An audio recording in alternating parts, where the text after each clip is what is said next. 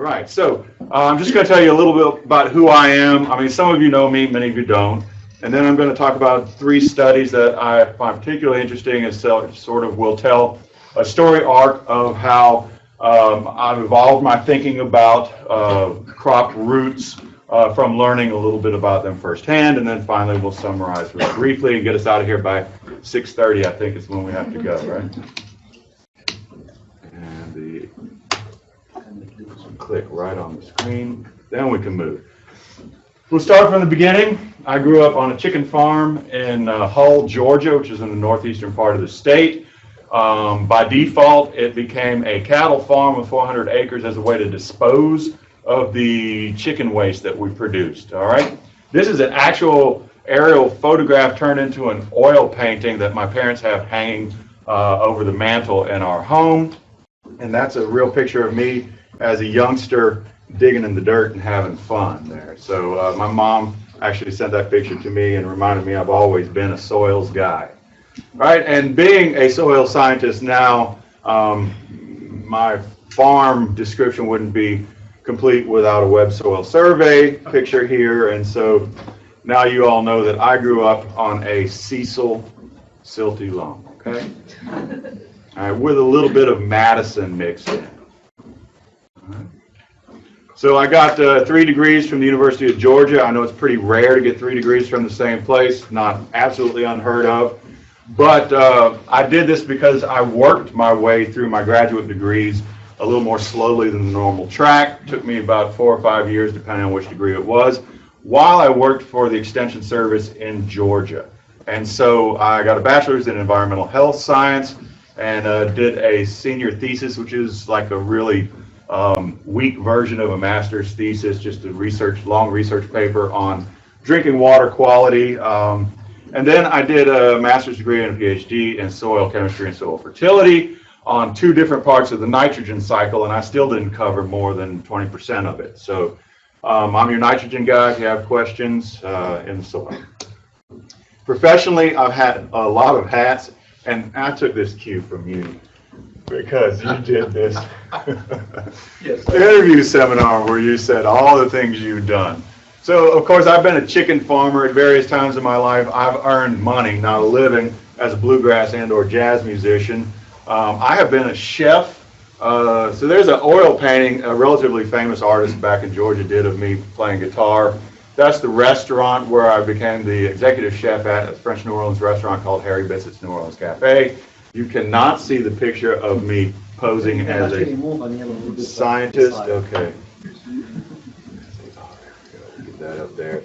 That's me posing in the laboratory I ran over at the University of Georgia before coming out here. I was a carpenter. I worked on something called the Mexican Diaper Project, which is a whole nother story. Find me in the hall someday. It's like worst job ever category. And then I went to the soil lab and worked as a technician where I started getting really, really interested in the soils. And then I went back to school, got a master's, went to a private lab, managed that, came back to the University of Georgia, developed a new program in trace metals analysis with the new instrumentation, and went back and got a PhD. And then they tripled my duties over there and made me lab manager or coordinator for trace metals, herbicides, and pesticides. And then I developed the crop quality laboratory to support the specialty crop industry in the state, where we looked at chemical analysis of flavor compounds in onions, health beneficial compounds in olive oil, watermelons, flavors of peaches, all kinds of things, wine grapes and that sort of thing. And that was a lot of fun. And so I got a lot of analytic experience on the organic and the inorganic side. But I got tired of the air conditioning. So I applied for some jobs because the thing that really attracted me was when my colleagues talked about working with farmers in the field. So I had this study with so-and-so down there and this study, and I was like, I think that's what I want to do. And so I was lucky enough to get hired by the department out here, and I moved halfway across the country to Texas. And it could have been one of the things like, careful what you wish for, right? But it hasn't been. There are still days when I'm out in the cotton field and I take a picture of the sky and the cotton forever, and I send it to my mom and say, hey, Mom, look at my office for the day. And so I'm really happy to be out here. I like to give people a quick bit about extension because I find that students and even my colleagues who don't have extension work can be a little bit confused about it. So basically, in 1962, our country passed our legislature passed the Morrill Act. No? No, 1862. 1862. Thank you, Steve, for shaking your head so I realized something was wrong. I know stuff goes slow in Georgia. We've got movable type now. Internet soon. So this provided for education in the agricultural and mechanical arts and established a university system to teach young folks about these things, right? In 1887, that date is correct, the Hatch Act was enacted, and that established the agricultural research station system, which then, instead of having all the research at the main campus, there are these stations out closer to where crops are actually grown to perform maybe more relevant research, right? Have a little more impact. And in 1914, the Smith-Lever Act was passed, which established an extension or cooperative extension system, as it was called at the time. And so extension, the idea behind it is to bring knowledge and science from the land-grant universities directly to the people. So now Dr. Redmond has this thing he says where we've got a three-legged stool. It's education, it's research, and it's extension. Okay, that's a pretty complete, workable system for discovering new ideas and bringing all of that technology to the people who need it and training a new generation to be scientifically minded and discover new things, right? What a specialist does is something like the itinerant lecturer concept, the migratory teacher, the wandering professor. So we bring knowledge from campus out to the people who need it, where they need it. So we extend the reach of the campus, right? That's what extension is. And a lot of this comes from the father of extension, or the great-grandfather at this point, Shaman Knapp, I'm not sure how to spell it, pronounce it, but he had a absolute statement that says there's only one effective way to reach and influence the farming classes, and that is by object lessons. And so I've heard it restated this way. You can tell a farmer something, he ain't going to do it. You can show a farmer something, he might do it. But if a farmer does it, him or herself, it's theirs, they own it, and they're going to do it from now on. Okay? That's the idea of extension. Bringing the best technology to the farmer, demonstrating it on their land with them, and showing how it works in that area. And that's a very important and difficult service that we provide in extension. So what do I do in extension? I do a lot of on-farm demonstration work. There's a picture of me working with an alfalfa farmer out in Fort Stockton. Soil testing in Lake Lavon's another picture. That's some of the water education outreach that I do. One of the programs that I'm involved in is run by Mr. Mike Quitu over there, if you raise your hand. It's a fantastic project that brings education on water resource protection and restoration throughout the state. It's called Texas Watershed Stewards. Ward Ling over here, if you raise your hand, manages communities and helps them understand how to restore and protect in their community at the Alligator Geronimo Creek watersheds and now the Mill Creek watershed as well. I teach a lot of master gardeners, which is a great volunteer organization. I do about 20 of these a year, and I teach them for 4 hours about soil. So last night I was in Seguin doing this very thing, and I drove back this morning. I do a heck ton of direct meetings with farmers where you get a bunch of jokers in a room who are going to give you a hard time about what you're trying to tell them. And I bring the best knowledge from our research faculty on conservation and sustainable management of soil, how to get the best nutrient use efficiency out of fertilizers, and how to use cover crops, okay? And we meet, we go back and forth. It's a very important part of my job. I also collaborate with state agencies, including the State Soil and Water Conservation Board, the TCEQ, USDA, NRCS, and the Railroad Commission. And then I either lead or participate on organizing committees or provide some expertise in annual or semi-annual workshops, the short courses, including soil survey and land resource, surface mine reclamation, certified nutrient management planner, and then one of the flagship programs of our fearless leader up front, Ranch Management University, which is fabulously successful. Must click on the screen every time. I'm involved on the teaching side with some undergraduate work. I'm now supervisor on record for 3 internships. I've been lucky enough to have 6 undergraduates work as technicians with me. There's always a teaching moment. Every moment's a teaching moment. I've worked as an advisor for an MS student who should be graduating in May, Kimberlyn Pace. I have a PhD student on board, Benita Tapa, and is she in the room? Oh, she's in trouble. No, I'm just kidding. And she's working on a more clear concept. She's just started her 2nd semester now. Benita came over originally from Nepal on as a visiting scholar, and she was so nice to work with that I invited her to be a PhD student. I've been a committee member for several students as well, and I've worked as a mentor, in addition to Benita Tapa, with some people at the Borlaug Institute now twice, Jeanette Dembele from Mali, and Adama Ouattara from Burkina Faso. And so I've had a lot of experience, a lot of fun times working on the teaching side a little bit. And then on the research side, I started making this list, and this is what we're really here for today, not all of these things. I realized I have too much that I've done because I maybe got a little overambitious at that first seminar that I attended. And so what I just want to do is pull out some highlights here that really focus on roots, because something one of my colleagues, Tony Proven, said early on when I got here, and I agree with this almost completely. If you've got roots proliferating through the soil, everything else will follow, okay?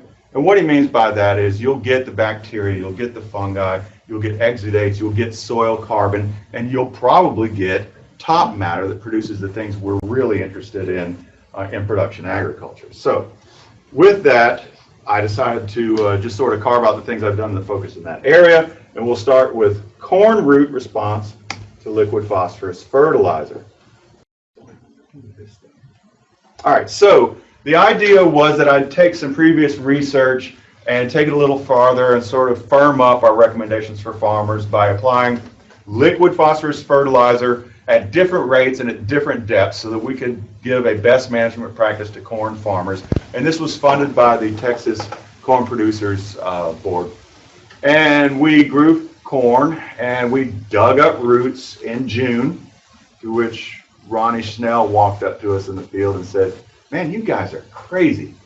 And then we washed the roots off and we devised a way to measure the density of the roots in different areas under the soil after we'd excavated them. Okay, so this is a lot of blunt work. And so this is what a rinsed root looks like. The specific treatments in this study were a control with no phosphorus fertilizer. This was a phosphorus deficient soil. It needed fertilizer. I mean, it had some bank account, but it was about half of what the soil test recommendation would be. So we added phosphorus at the recommended rate on the surface, which is depth equals 0 below the surface, 50%, 100%, and 150% of the soil test recommendation at 15 centimeters, and then those same 3 rates at 21 centimeters below the surface, okay? And then I wanted to look at, well, yield, of course, but also how do the roots respond to that phosphorus being placed off to the side? And I had seen this picture years ago of roots growing towards the phosphorus. I mean, just a mass of roots. And so in my mind, I thought, well, what we're probably going to see is all these roots going over here to get at this phosphorus. All right? That was my hypothesis. So this is one rep from each of the 2 fields that we worked on. One was over here, Snook, about 8 miles west of here on 60. And the other one was a Branyan Clay from Thrall, which is a research and demonstration farm, the Stiles Foundation farm. And we dug these up somewhere between V6 and V10. And then I used an imaging software called ImageJ, which is freeware. And we took pictures of these roots on a black background with a ruler in the frame so that we could set scale later on.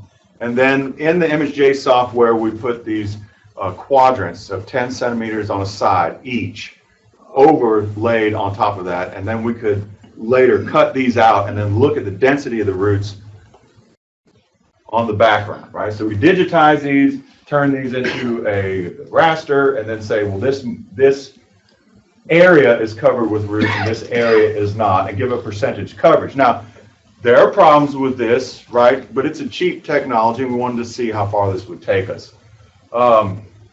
One of the big problems is this is a two-dimensional picture of a three-dimensional object, right? Okay, we understand there are problems with this. But we saw some differences from this approach, okay? Particularly at the Snook site, there was a real decrease in rooting density in the fourth quadrant, which again was this one over here closest to where we put the fertilizer at 15 and 21 centimeters below the surface. At the Snook site, we found a real response in decreased root density, okay, which was the opposite of what my thinking was before, but and going back and looking at some of the other literature, this makes sense because the only currency in this world is energy. I mean, we earn money, we get a paycheck, but that represents the amount of energy we give our employer, right? But everything boils down to how much sunlight can we convert into stuff we can use, all right? And so growing roots towards phosphorus doesn't make sense. If you can just get one root over there to a concentrated band, you don't need any more. Why spend your photosynthate, your energy, your carbohydrates growing roots over there? Just put one over there and spend your time out here in the rest of the soil volume getting micronutrients and other things, okay? That starts to make sense to me. So we did a lot of tissue testing at two different times there, and we found some really strong relationships with multiple linear regression, where there's a linear term associated with depth and a linear term associated with rate, okay? And so these are really strong regression results, except for the ear leaf or the late tissue sampling. So y'all don't repeat the joke that I told about Dr. Baltusberger earlier, please. The tissue sampling at late season and maturity wasn't as strong a relationship. Now, at the Thrall site, we had a ton of rain and ponded water on that field from May to late May to maybe even late April all the way to harvest. But it was after the point that we had excavated the roots and taken the first tissue samples. So I can explain that away. And there's a little bit of difference here between the sites. This is a heavy clay that's a smectitic vertisol with shrink swell characteristics. This is an alluvial clay at the top, a silt loam, a westwood at the top. And maybe there's some differences in root response based on phosphorus sequestration or phosphorus reactions in this soil that didn't happen with this one. You have a question, sir? So you said these were phosphorus deficient soils, and yet there's no response compared to the controls, at least in root density. No, there was a decrease in root density. Well, other than that, but I mean, I could have gotten the same amount of roots by not putting anything on. That's right. We had the most root density in the control. Okay. Okay. So there's a trade-off between where you spend your photosynthate. If you don't need it to get phosphorus, why spend it over there? That explains the decrease in density. If you don't have readily available phosphorus and you have to go scavenge it out of the soil, you need more roots to go after it. So does that answer the question a little bit? Yes. Okay, very good. Thank you, sir. So we've got strong tissue relationships. We've got some differences in rooting density in that quadrant. And what we don't have is a strong relationship in yield because our controls actually were never the loser in grain production in any of the 4 site years here. And this was in no-till, which I maybe didn't mention earlier.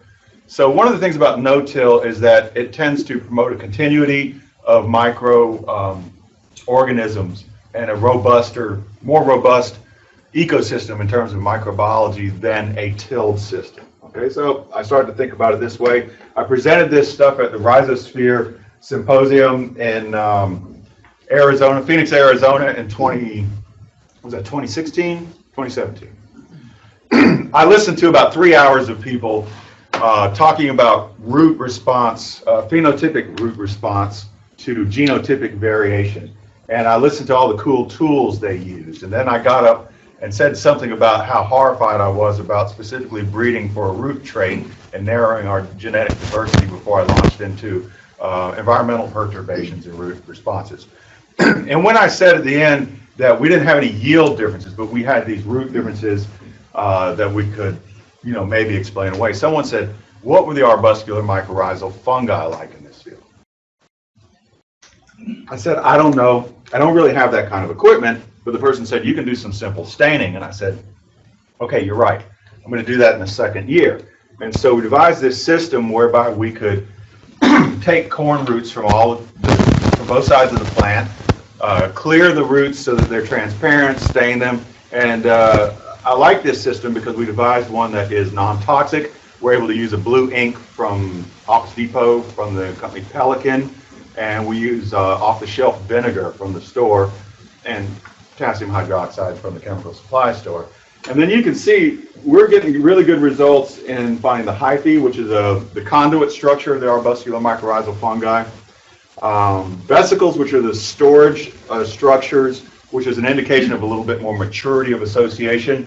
And occasionally we see an arbuscule, which is the transfer structure that transfers photosynthate to the arbuscular mycorrhizal fungi and nutrients from the fungi to the plant cells. Now, one of the things that arbuscular mycorrhizal fungi are most known for is being able to extend the plant roots reach out into the soil volume by tens of times more than the soil roots can by themselves.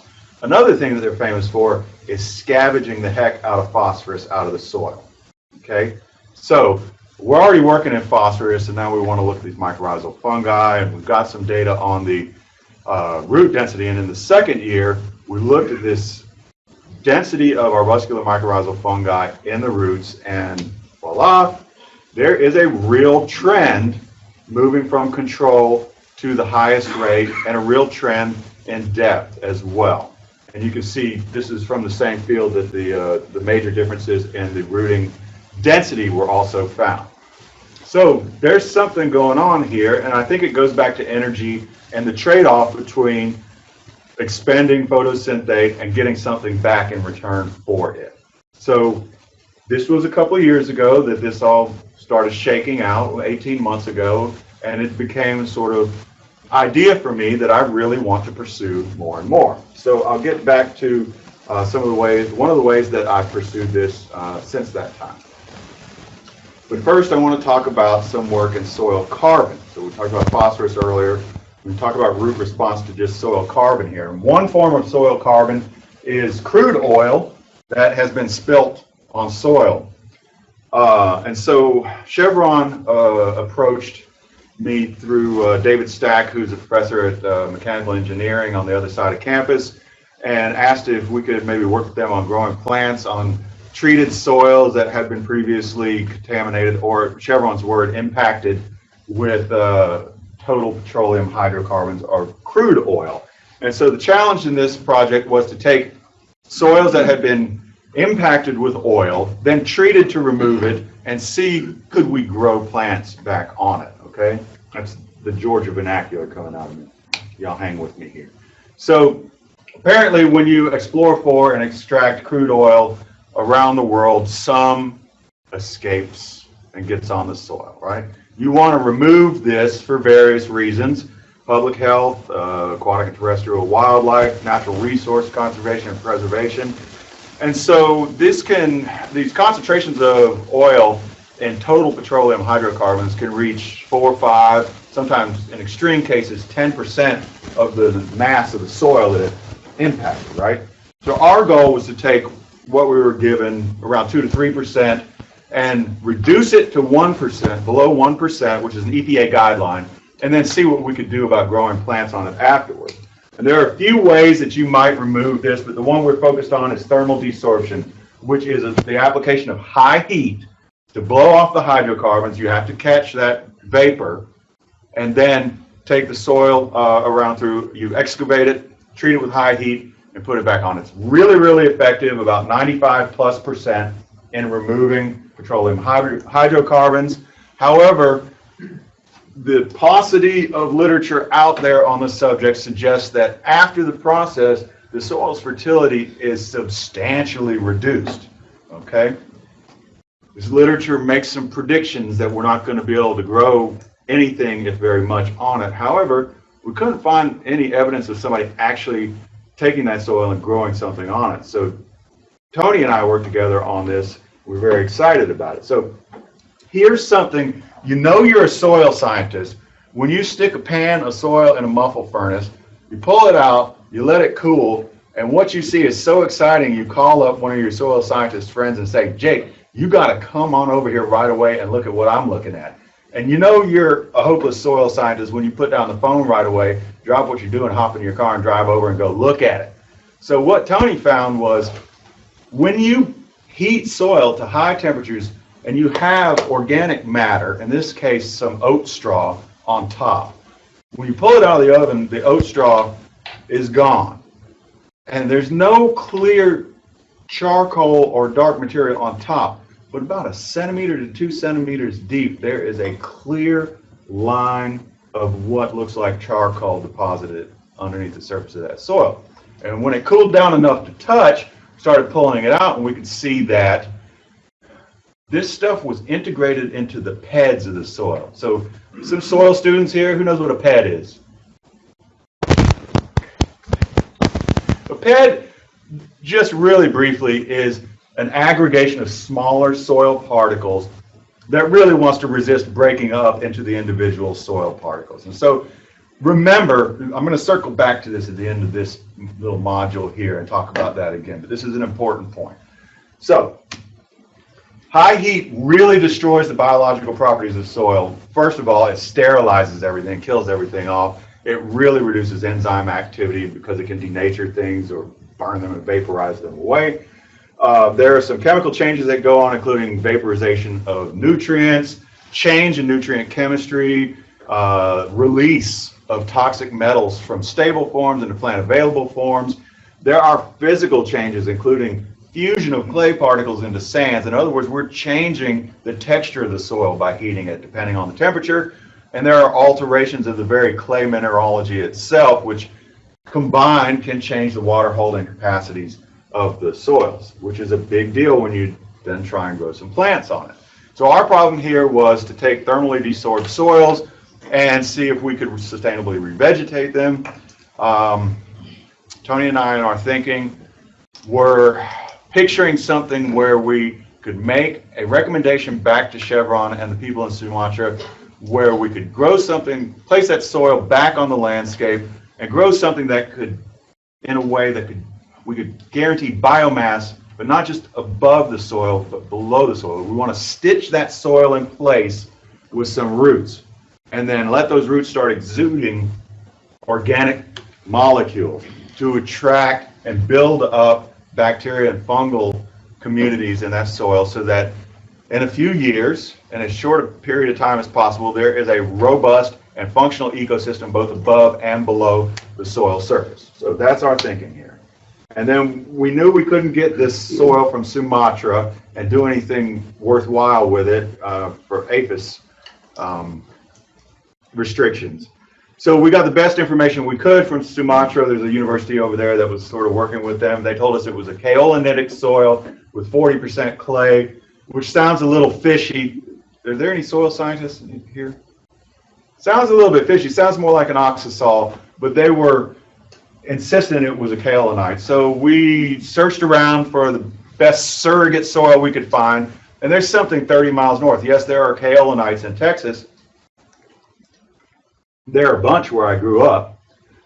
So we found the highest clay content we could find is about 25. It's called a Hearn series of soil. We gathered two flatbeds, a flatbed truck and a 16-foot trailer mounded up. I don't know how many yards that translates into, but we took it back to campus and we spent 2 months breaking it down with hammers, grinding it, drying it, mixing it in a big cement mixer, and we wound up with 172 full 5-gallon buckets of this soil to work with, okay? No head space, all right? These are full buckets. And we carried them from place to place. I had a student, Vanessa Limon, who said she felt like the She-Hulk after that project and wanted to work in water after that, not soils anymore. So we took this soil, we mixed it with oil with help from extension, engineering extension and mechanical engineering. And that took a little doing, so we had an agitator in order to get it mixed up fairly well. And we took a lot of this kaolinite, mixed it with different moisture contents and different contents of oil. And what we wound up with were these 2 temperature treatments, okay, at the end for this particular study that I'm going to show the results of here. We had 420 degrees and we had 550 degrees. So with the thermal treatments, we had a soil that had just been heated, but it had no oil added at all. We had a soil that had oil and then was heat treated at 420. And then we had a soil that after this thermal desorption, we added gypsum, calcium sulfate, and we added a polyacrylamide together based on Garisha's work out in El Paso to stabilize that soil. So we know that we want that soil to stay in place. We don't want raindrops to slake the soil and seal off the surfaces. And until we get plants growing on it, we want it to be stable. Okay, so that was the point of this amendment there. And we also needed to check and see if this amendment had a beneficial or adverse effect on establishing plants on it. Then we did the same 3 things with 550. Then we had non-thermal treatments to compare with, which was the original soil, no heat, no oil, and then raw crude oil added to this soil at 0.8%, just below 1%, right? The guideline, 1.2% and 2%. Now, we had 4 reps of each one in basically 1-gallon pots that held 4.7 kilograms of soil. We gave, I say sufficient here, but we gave generous supply of nutrients. We didn't want nutrients, fertilizer to be limiting at all. So we treated this like a horticultural experiment, you know, rather than an agricultural experiment. And then because this soil was fairly acidic, 4.7 is more than fairly, we added 1.2 grams of calcium carbonate or limestone to each pot to ensure that we could counteract some of this acidity and not have that be a limiting factor as well.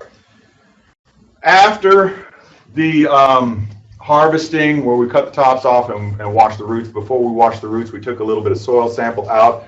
And there were some definite differences in post-harvest pH here. And if I go back right here, we did not add nitrogen fertilizer to the soybean. I need to say that because that's important for later. We added it to the oats.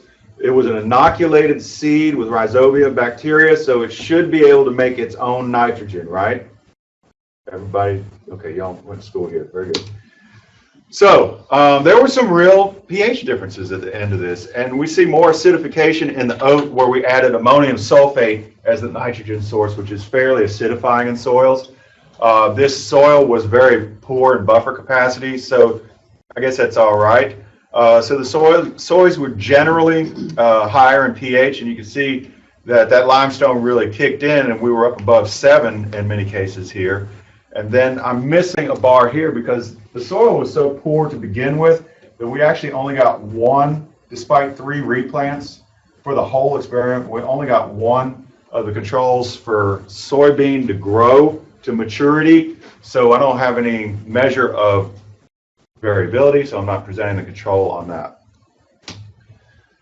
For the tops, the biomass on the top of the plant, this is interesting. We see that 420 with oil and 420 with oil plus that amendment that I described to you. Actually, we have the most in both species, oats and soybeans, above ground biomass. Okay, so that's interesting. That's something we can relay back to Chevron and say, hey, don't waste energy heating up to 550. You've got oil down to 0.46%, mostly as charcoal now, and 420 seems to do the job, and we're not killing our plants afterwards. Okay, so that's the above ground. But again, we were really interested in how roots responded, and we find almost the same pattern here, where 420 really results in the best root proliferation and the highest mass of root growth after we terminated this experiment. So there are some differences between plants here that you can see, and there are some differences in response between plants for different treatments here. But what we relayed back to Chevron was, don't waste your energy going to 550. Go to 420. We think that's going to be good for you, and you're going to get a lot of roots here, a lot more than the control even on the oat. So the soil that we started with wasn't very fertile, and all the literature, what little there was of it before, says by heating it you destroy the fertility. But what we found was something a little bit different. Now we did a suite of nutrient testing. I'm just going to pull out nitrogen here because there's something interesting about it. in that we had higher nitrogen in the oat than we did in the soy. We gave it nitrogen, okay? We didn't give the soy nitrogen, but there was some nitrogen in there, and there's some significant differences between treatments as well. So is anybody interested in whether or not we got nodulation? You are, sir? Okay, very good. One person in this room is interested. All right. So we got nodulation, and we kind of used a system of a visible rating system here, where 1 equals no nodules, 2 equals 1 to 10, 3 is 10 to 25, and 4 is just a whole bunch of nodules, right? We didn't really find a pattern that correlated to whole plant nitrogen at all, but we did the fingernail test and looked inside for that rust color, and sure enough, there's some evidence of nitrogenase activity. So this is something that, raises a question that I maybe want to pursue a little bit later. What's the relationship between nodulation and additions of carbon or the heat treatment of soil? So in conclusion from this study, the most important thing we found is that we can assure our sponsor that thermal desorption does not destroy soil fertility. In fact, it can improve it in some soils and probably would in the one that they were most interested in here. There were some pH changes that didn't really follow a pattern of the treatments. And then, of course, 420 seemed like our go-to for recommending to them for how to treat this soil in the field.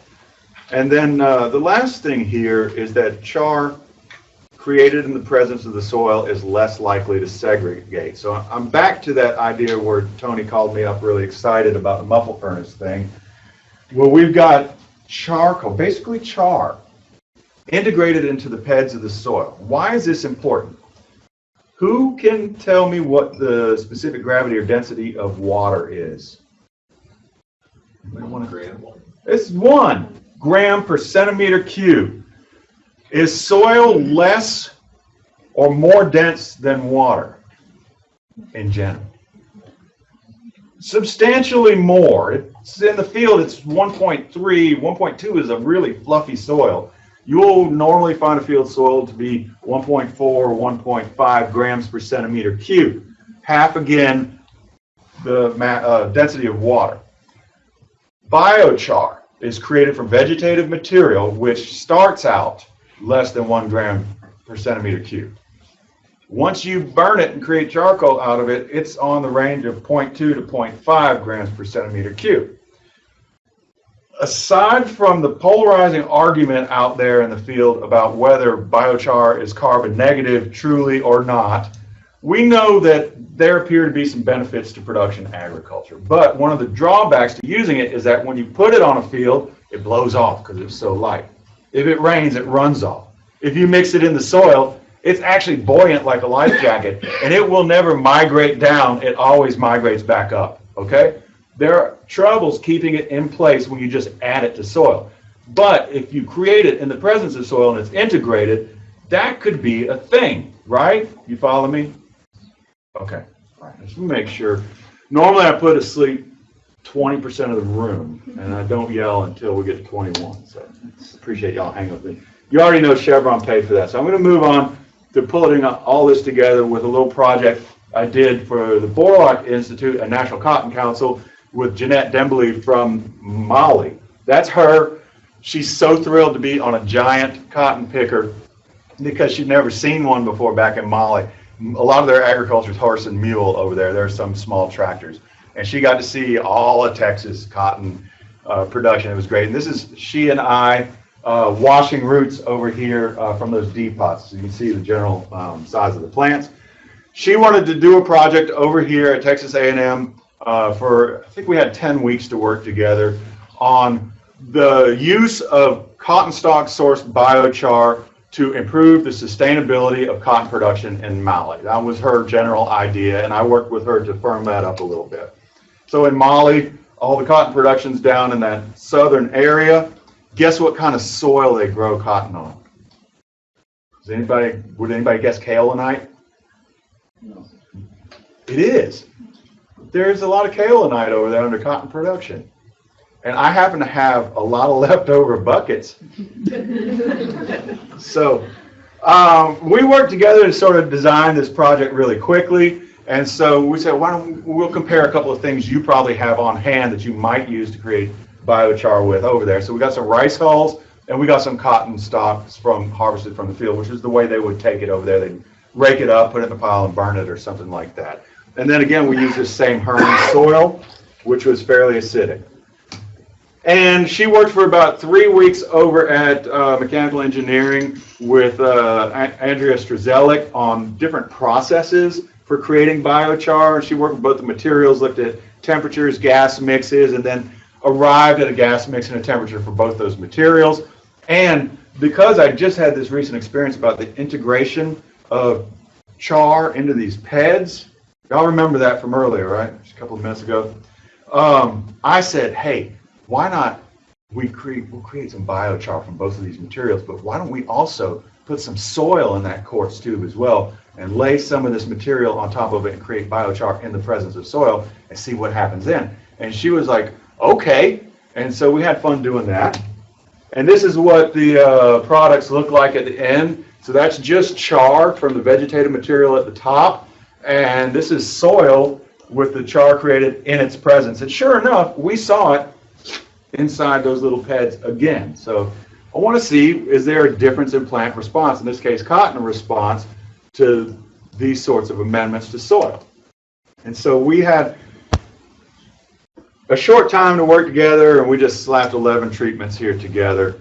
And we had a control with no biochar with this Hearn soil. We used the cotton stalks at a rate that's roughly equivalent to 1 ton and 3 tons per acre.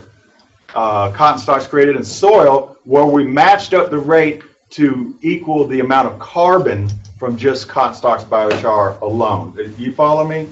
Like, we've got it mixed in the soil, but I don't want to add the soil at the same rate. I want it to sort of be equivalent in some way. So we've got a measurement of the carbon in the soil, and we added enough soil to equal the carbon that was added from the biochar. Any questions on that? Did I explain it okay? Okay, so that's why there's a difference in masses there. Rice hulls, biochar at the same rates, 1 to 3 tons per acre. And then again with the soil, we matched that carbon. Now the end carbon was a little bit different from rice hulls than it was for cotton stalks. And then I wanted to look at a different carbon source. So rather than burn something else, we added some compost that has some already living organisms in it. Then we gave all generous nutrients, again, except for phosphorus, because we know phosphorus can inhibit our muscular mycorrhizal fungi. And then I inoculated with a field-sourced inoculant. So I went out and I went back up to this field a year and a half later, dug up some Johnson grass, took the roots in the soil from the rhizosphere, made a slurry out of it in a food processor, and then pipetted 3 mils into every single pot, okay? So we've got an inoculum with who knows what, but it's a place to start, right? And every pot's treated the same except for the compost, which was not inoculated. Okay. So we grew them in the greenhouse. We took some samples at 21 days and at 42 days. And then at the termination time, we washed these roots again, do a lot of root washing. These are some of the results. Chemistry, total chemistry, not plant extractive or plant available or Mehlich-3 extractable. So you can see some real differences here. The char is about 6 pH when it comes from the rice hulls, but it's 9.25 when it comes from cotton. That's a big difference, right? So right away, I think the cotton's going to act like a liming agent, okay? There's a possibility of that.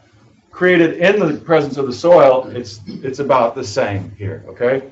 And then the rice hulls created in the presence of the soil is about the same pH. And then the starting soil was 5.23 here. We must have gotten a different bucket than we started with in the other project, or a different technician in the laboratory. The other thing I want to point out is there is a lot more nutrients in the cotton stalk. So a biochar is not a biochar is not a biochar. What you start with has a huge influence on what you end up with. Okay, and that's one of the things that needs to be re-communicated time and time again in the biochar debate. So we've got these different materials with different chemical properties, and we added all the fertilizer except for phosphorus in generous amounts to overcome any other nutrient problems, right? But I'll tell you, at the rates that we added that biochar, we're really looking at something on the order total phosphorus, not plant available, total phosphorus of 13 pounds per acre. So we're not overwhelming the soil system with phosphorus from cotton stalks, even though it appears to be much higher than any of the other sources.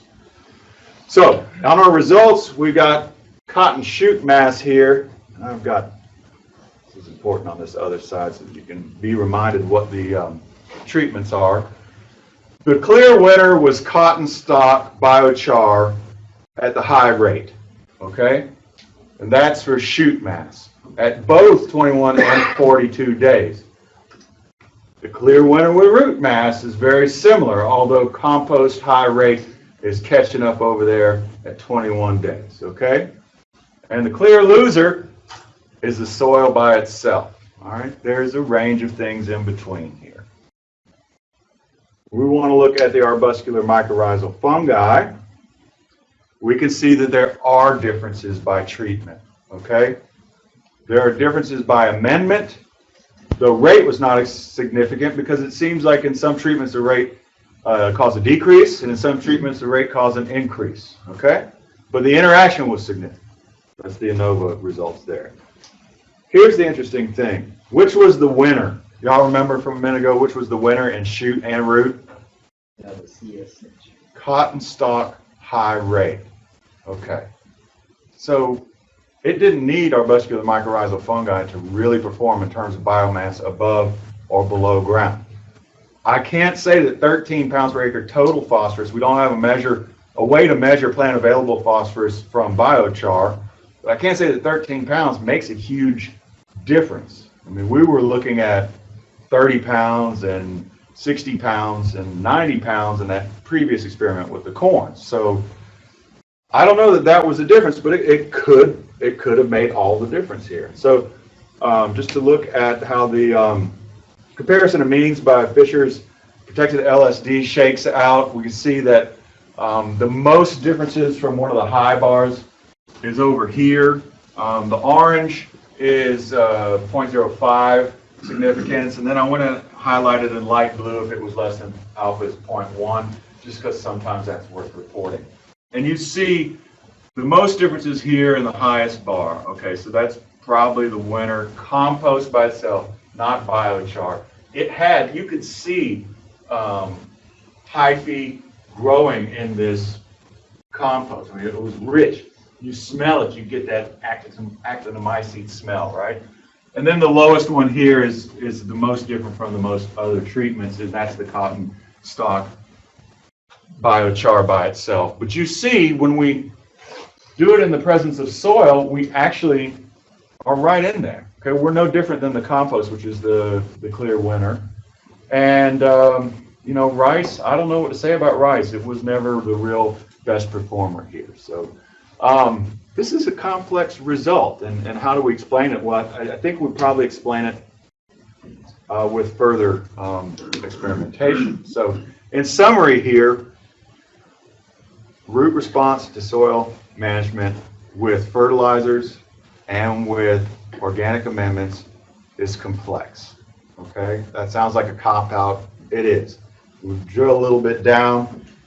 Phosphorus inhibits root investment and arbuscular mycorrhizal fungi association. This has been reported time and time again in pot studies and Arabidopsis, but there's not a whole lot out on bulk fields on this, and so we're able to do confirmation of that. Soil carbon appears to stimulate plant growth, roots, and arbuscular mycorrhizal fungi association sometimes, sometimes not. We don't know what happened when the cotton stalk's there.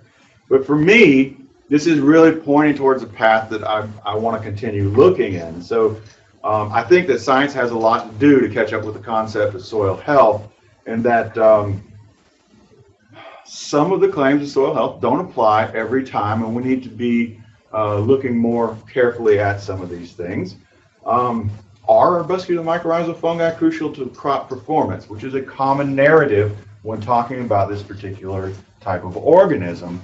I think it can be, all right, but I think it matters whether you have a continuity of ecology in your soil. In other words, you disturb it very little. Okay? I think there is a way we might exploit the behavior of this organism to get better phosphorus use efficiency from the soil, maybe reduce the amount of phosphorus that we need to put out. Is anyone familiar with the concept of peak phosphorus? Okay, the same person who knows all the soil stuff. So phosphorus is a finite resource. We currently mine it as rock phosphate. We own 10% of the world's reserves. 95+% of that is in Florida. 10% is in China, and the remaining 80% is in North Africa. There will come a time, the people debate whether it's 50 years or 500 years, there will come a time when phosphorus is a limiting factor in agriculture on this planet and food and fiber production. So it's worth looking into now rather than later. And that's basically what I have to say. I want to thank a bunch of people who I've been fortunate enough to know and work with and owe my enlightenment to here at A&M. So thanks, Linda, everybody else on the list, and then all of my colleagues in this department, Agri-Life Extension and Research, Hort, I've met some great people over there, and landscape architecture and urban planning, and of course the fine folks at the Borlaug Institute who do great work all over the world. So with that, are you moderating? Should I just ask if people want to ask questions? You guys want to tear it down now?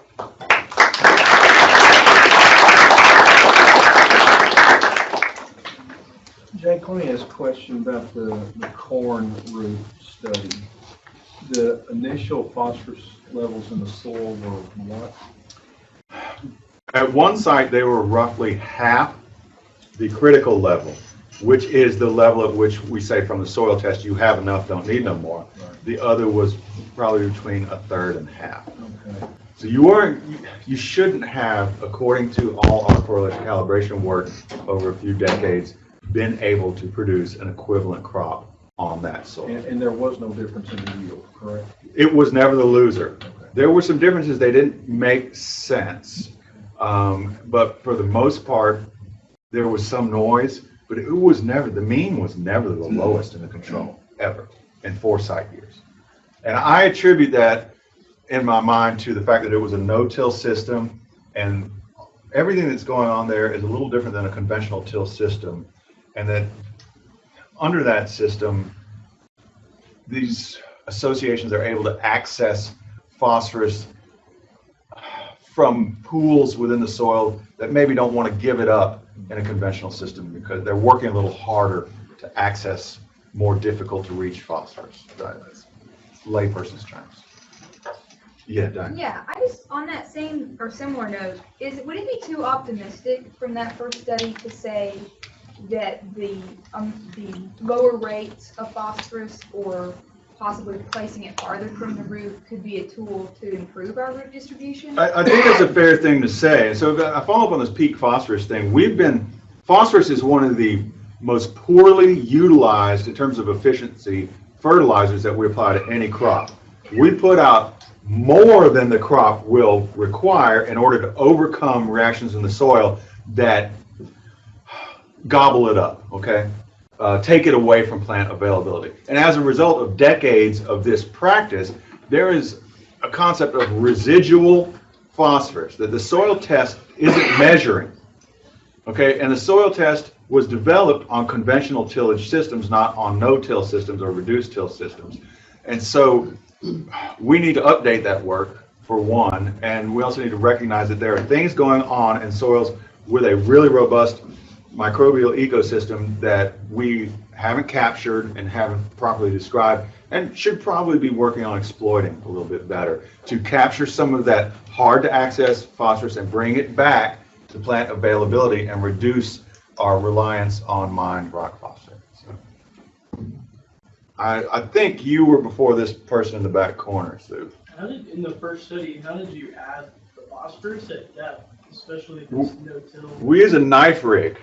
Okay, so a true no-tiller would say you disturb the soil, it's not no-till. We use a low-profile, sort of like a shank on a toolbar with a stainless steel tube on the back, and a John Blue pump to drive liquid down through it. And so you place it at this depth below the soil surface, and the opening of the tube is at 15 centimeters or 21 centimeters. So, and you? So you mentioned that your thermal treatments seem to fuse the char into the soil particles.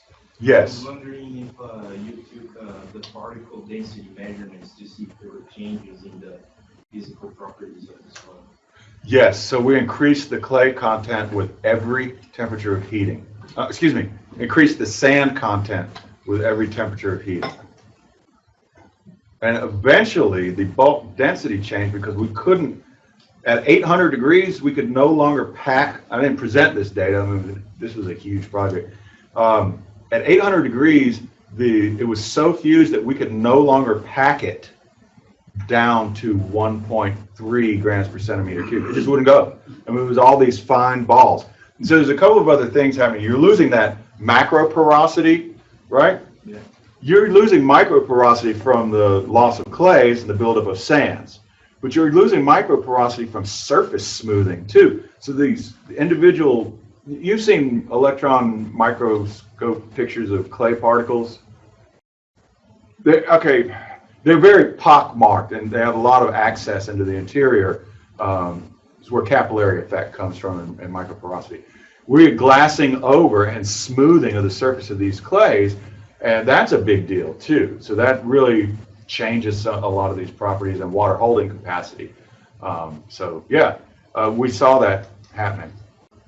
And then some of these measurements are ongoing. Chevron wants to continue for another 2 years, so I'm thrilled about that. So would you say that it would decrease water holding capacity? It did decrease water holding, definitely. Yeah, and I have that data. I didn't. We only had till 5 o'clock. I had to pick and choose some things. So it actually goes down at first until about 550, where you get the collapse of a kaolinite mineral. Then it goes up for a bit, and then it goes down. So that's how I explain it: is a collapse of the mineral, the original mineral into something else. I think you had one. Okay, for your biochar and oil spill heating experiment, so normally people make a biochar from a solid biomass. You're starting with oil, crude oil. I'm just wondering how that kind of biochar different from those biochar made from your cotton stalk or rice hull. So what I'll say about that. Did everybody hear the question? What's the difference between biochar made from crude oil and biochar made from the vegetative material? It wasn't our intention to create biochar. It was an observation that we were creating black carbon or charcoal in the soil as is, which, easily occurred to us that we could draw some conclusions about how biochar might behave or some of the properties of that as well. But it's not a vegetative material, but it's a carbon source, right? So anything that's carbon can be, in the absence of oxygen or low oxygen, can be converted into a char type material. And so I try not to use the term biochar with the oil, but it made a lot of thoughts occur that maybe we can draw some conclusions, not just about this thermal desorption work, but about the use of biochar in agriculture and how soils behave after natural heat sources like in forest fires and prairie fires. And so there's a lot of overlapping areas of research in this. So there will be differences. So let me just follow up on that. When you create biochar out of an ordered material like a tree that has these strong cell walls, you get a more ordered material at the end. When you create it out of poultry manure, you get a very unordered amorphous material. And when you create it out of oil, you're not going to have any of that structure at all. So I'm going to get Brandon, right? Yeah. Gregory, excuse me. So you say in the thermal desorption, you said you put it on flatbeds, right? When you collected the soil. Yeah, we went out and had a bobcat pick it up and so just did you say how deep roughly you were going? It was the B horizon, between the BA and the BT at that site. So we kind of mixed together most of the bead, from 7 inches down to about 12 or 14. And then follow up, you know how wide, like the area approximately that you sampled from? Oh, sure, it was about 50 feet, 75 feet at the longest by 20 feet. I mean, those are just technical, but it just seems like, maybe it's obvious, but it seems like this is more like a targeted approach, so trying to apply something like this may not be too practical on like maybe on a production, many hectares. Oh, so what I didn't have time to present here is that we also took a sand, a heavy clay, and a silt loam and did much of the same work to those as well. And with the cotton, I took 5 other soils, including a Pullman from the Panhandle, a Texana, which is a sandy soil, some other soil. So we have a contrast of textures and pHs that we can then draw more broad conclusions about soil behavior from. And so you just didn't have time to present all that today. But yeah, you're right. That was very targeted, laser focused almost on one specific problem. But if we wanted to, say, publish this work, we might need more than one soil. So that was in our thinking from the beginning. Yes, Seth. So you mentioned you use sorghum, Johnson grass exudates, right? Well, I just took the rhizosphere in a bucket, brought it back, and yeah. That's actually interesting. Other people have done that and shown that it increases perenniality in Johnson grass to do that. But Okay. the question is, you did that to get the arbusco mycorrhizae fungi, but not on sorghum. So isn't it likely that those are different species that would colonize the various roots? It's an excellent point, and I was expecting Terry to bring this up. But thank you. Yeah, so mycorrhizal fungi are known to be species specific, or at least to have a preference. So what grows on corn best probably isn't the same species or strain that grows on sorghum best, or definitely on cotton best, right?